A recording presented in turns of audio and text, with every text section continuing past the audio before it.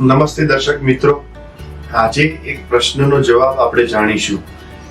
Commonly અમને દર્દીઓ પૂછતા હોય છે કે ની રિપ્લેસમેન્ટ કરાયા પછી બલાટી વાળીને કે ઉભળક બેસવું કે નહીં.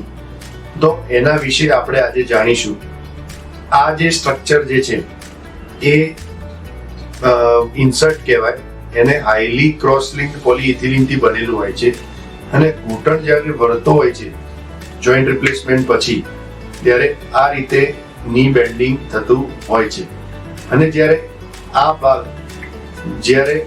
આ પ્લાસ્ટિકના કોન્ટેક્ટમાં આવે છે ત્યારે આના ઉપર ઘસારો વધારે અડતો હોય છે. એટલે કે આ હાઈલી ક્રોસ લિંક્ડ પોલીઇથિલિન રહ્યું એને વેર એન્ડ ટિયર અડતું હોય છે.